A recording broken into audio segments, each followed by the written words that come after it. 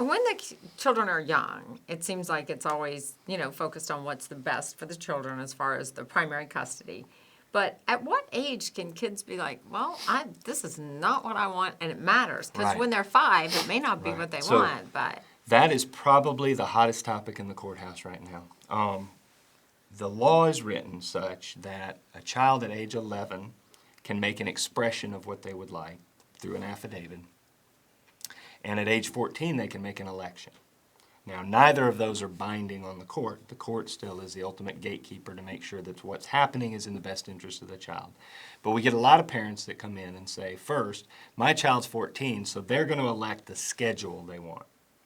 And that's not what the law allows. And the law is pretty clear on that. What they can elect is which parent they would want to have primary custody. And that's it.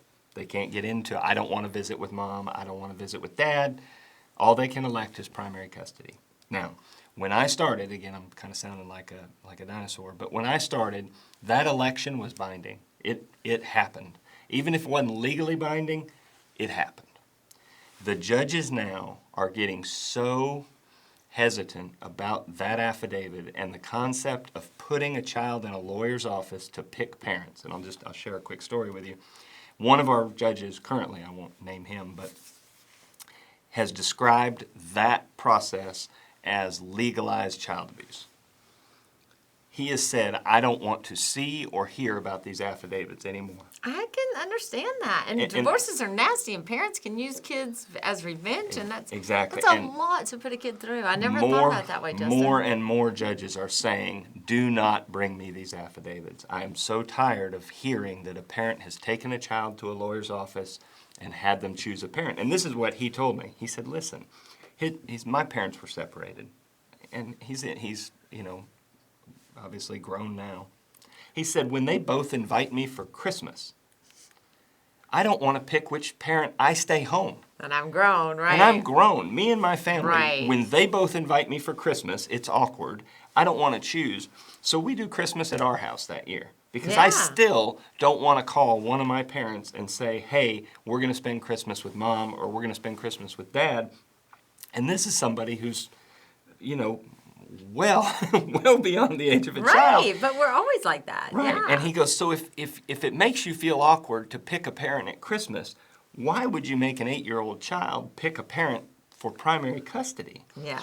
And so, a lot of the judges are telling us that. We had a judges seminar recently. We go to a lot of the panels and whatnot with our local judges, and they give us feedback on what they're hearing, what they're seeing, and what their feelings are. And in that panel, we had a panel of 5 judges, and 3 of them in that panel said, I do not want to see these affidavits anymore. Y'all stop bringing them.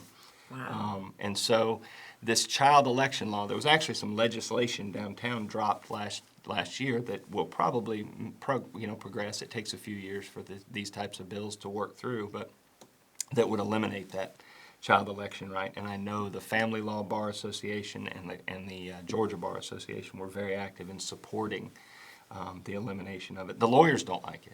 Yeah. I don't like it when a client says, my child wants to do this, and then I have to have somebody from my office meet with the child and do the affidavit. It's always an uncomfortable thing. And one of my law partners actually made an election when she was a child. She spoke to the judge and talked to the judge about which parent she wanted to live with, and she remembers it to this day. I bet.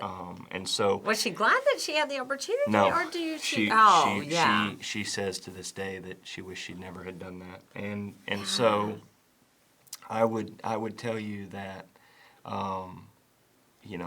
we will probably see that child election process go away, and I think it'll be a good thing.